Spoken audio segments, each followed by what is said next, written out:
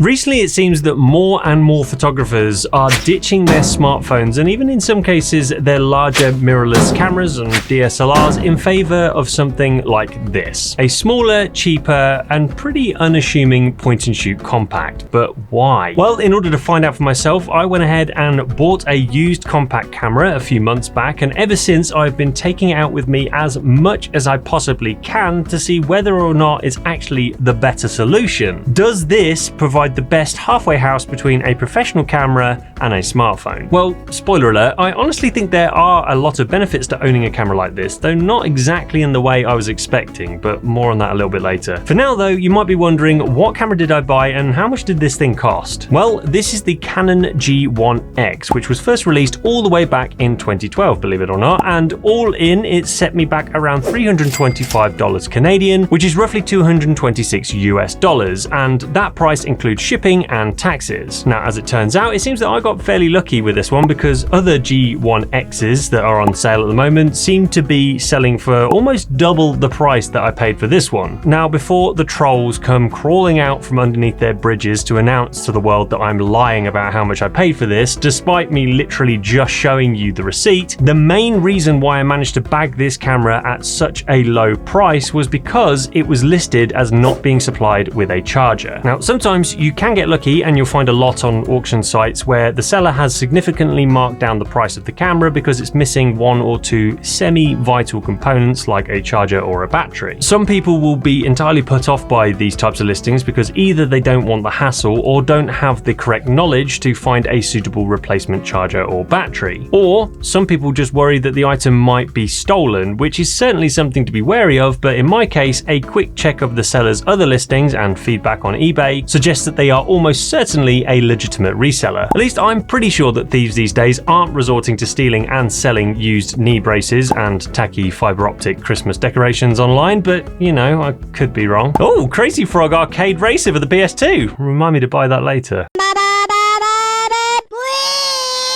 Anyway, back to the charger, and after a quick search on Amazon, I managed to find a brand new third-party charger that came bundled with 2 spare batteries for just under 24 Canadian dollars, which is around 17 freedom bucks.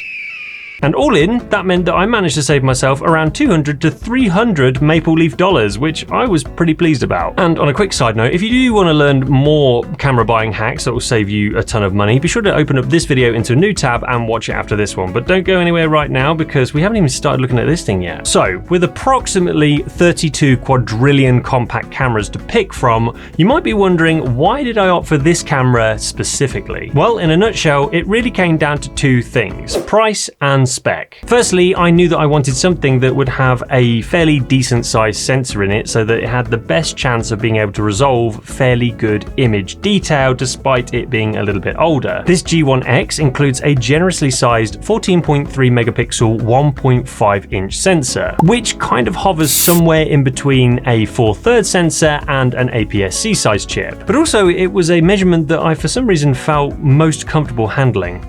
Can't imagine why. I also wanted something that was able to shoot in RAW for more flexibility in post-production, which this thing can do. And also, this comes with a pretty versatile 4x optical zoom lens, providing a 28 to 112mm field of view in full-frame terms, with a variable aperture of f2.8 to 5.8. It also has a bunch of manual dials and buttons on it, which is something that I personally prefer, including a dedicated exposure compensation dial and a rather nice articulated screen, though sadly no touch sensitivity. Now, it's only a good thing that this camera has a screen like this because the viewfinder on the top here is a total waste of space. I mean, it kind of looks cool from the front, but in practical terms, it's pretty redundant, unfortunately. Not only is it absolutely miniature, but it's just a very basic tunnel style optical viewfinder with no heads-up display or anything like that, but I digress. So in terms of price, I didn't really want to spend any more than around 500 Canadian dollars if I could help it, and this was old enough where the price would be around that kind of range. Now, as luck would have it, I managed to get this one way under that budget, which I've already mentioned. So on paper, this seemed like a pretty perfect camera for my specific needs, but what is it actually like to shoot with? Well, after 3 months of prioritizing this camera over shooting with my bigger mirrorless cameras or my smartphone, there are certainly a number of things I like about it, but also a number of things that made me desperate to reach for my phone or mirrorless camera. Starting with the positives, in terms of handling and ease of use, I really don't have a lot to complain about here. A camera like this offers many of the conveniences of owning a small mirrorless camera, but with the bonus of including a built-in lens that offers plenty of reach without heavy glass on the front. And that means that once it's turned off, this is pretty happy living in my jacket pocket so that it's always to hand whenever I'm out and about. Now granted, this is by no means the smallest compact camera out there. In fact, it's somewhat on the larger side. But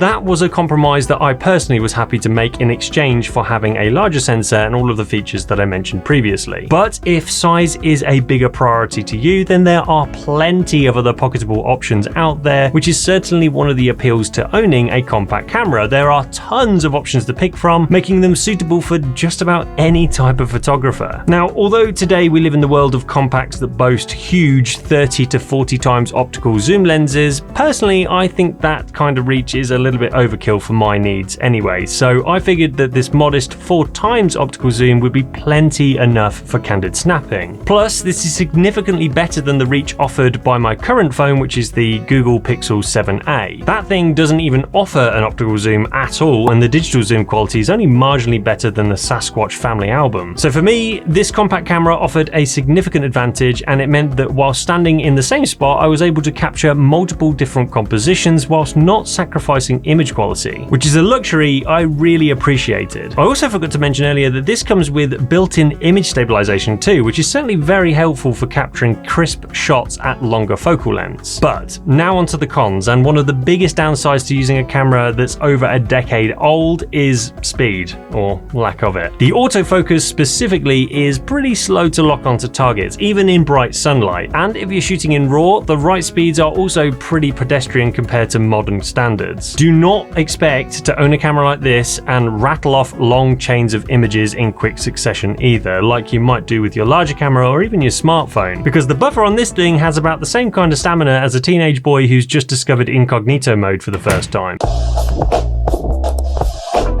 For fast-paced photography, this obviously has a clear disadvantage. However, I actually believe that owning a slower camera does come with a few unintended positives. Rather than simply spraying and praying like a vicar at choir practice, a camera like this forces you to adopt a much more focused approach to photography. This thing forces you to slow down. It encourages more thoughtful and consideration for timing, fully immersing you in the moment of capturing the shot in a way you don't really experience these days, especially with all of the super fast technology right at your fingertips. But if you are someone who struggles with patience and aren't willing to accept that you'll probably capture way more dud shots than Pulitzer Prize winners, then owning a camera like this will probably end up being more of a frustration than a learning exercise. But when you do finally nail the shot, is it all worth it? Is the image quality captured by this thing actually better than your smartphone? But before we can dive into that, I first need to talk about today's sponsor, and that's Storyblocks. With just one subscription, you can get unlimited downloads of royalty-free stock media, including 4K videos, music, sound effects, templates, and more, all in one place. One of the biggest challenges I've found with video editing is not having enough B-roll to keep the story flowing. But these days, instead of spending loads of time shooting a bunch of new footage, I know I can rely on Storyblocks to help me find the perfect shots in just a few minutes. And with their clear-cut licensing, everything I download is protected and ready to use. So I really have no worries about copyright issues further down the road. Plus, their library is constantly refreshed with diverse, high-quality content from talented artists, so I'm never short of options. So be sure to check out Storyblocks by heading to storyblocks.com storyblocks.com/Tom Calton, or by clicking the link in the video description below. And a huge thank you once again to Storyblocks for helping to support this channel by sponsoring this video. But anyway, back to the topic of image quality, and I found that the raw files created by this G1X were certainly way more flexible than any phone JPEG, I can tell you that much.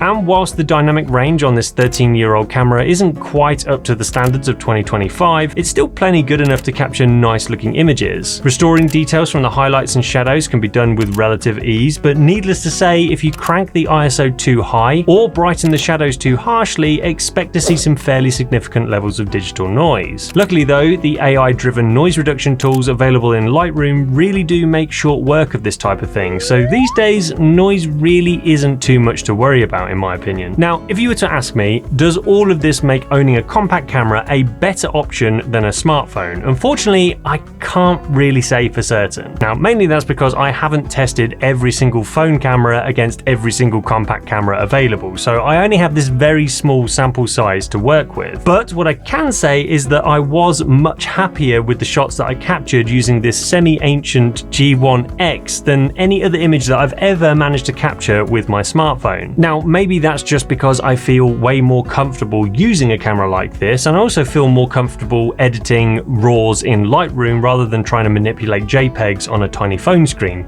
Who knows? But one thing that is for certain is that heading out with a dedicated camera, whether it's a compact or a larger camera, definitely makes a difference to me personally, and may do to you too. Now, it might sound silly, but having a quote-unquote proper camera in my hand just creates intent. I know that if I'm going to go to the effort of bringing an extra camera and a few spare batteries with me, I'm going to be pretty determined to come home with at least one photo that I'm moderately happy with. And when I have that mindset, I find that I'm much more likely to get into photographer mode. Lots of air quotes going on, I don't know why. Laser. Anyway, what do I mean by that? Well, I find that when I'm in photographer mode, I'm actually trying to scope out good looking photographs to capture, and I'm also constantly thinking about how I can translate that vision in my head into a digital photo using the camera I have in my hand. On the other hand, with a phone camera, the photos that I capture are usually just the result of my brain seeing a scene and going, that looks cool, and then just snapping off a quick shot in order to document the event so that I can tell my friends about it later, or just to remind myself in a few years that I was doing that on that particular day. Although the shot might look nice and, you know, with a suitable filter slapped on top, it's probably fit for the gram, the shots I capture very rarely have purposeful artistic intent. But then again, maybe that's just me. What do you think? But anyway, it's time now to answer my original question. Do I think owning a compact camera in 2025 is the perfect replacement for both your phone camera and your mirrorless camera? Well, when you boil it all down, I think it ultimately depends entirely on what type of photographer you are or what you're aspiring to be. If you're someone who prioritizes convenience above all else, and the content you create is only ever really going to fuel your social media feed, then owning a compact camera really won't offer you that much of an advantage.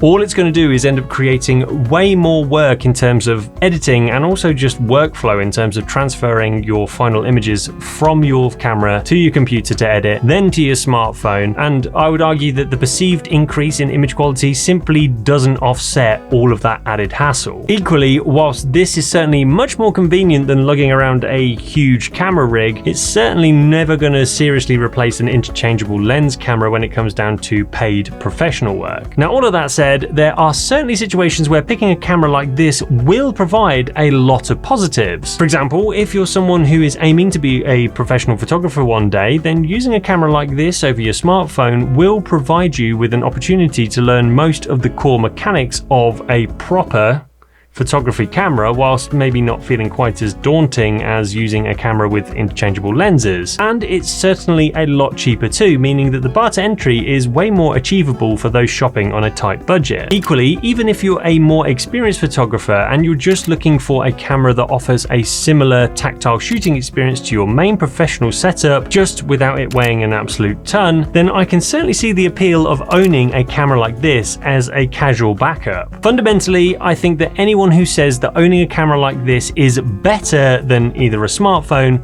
or better than a mirrorless camera or vice versa probably isn't giving you the full picture. One isn't better than the other outright. They all have the potential to be amazing creative tools, just so long as they are utilized in the correct environment. Really, it's less about which is the best and more about making sure that you're using the right tool for the right job. Well, now that we've got that settled, if you don't mind, I'm going to spend some time relaxing with my new copy of Crazy Frog Arcade Racer that I just bought on eBay. All of that talk about compact equipment has really got me in the mood for it for some reason.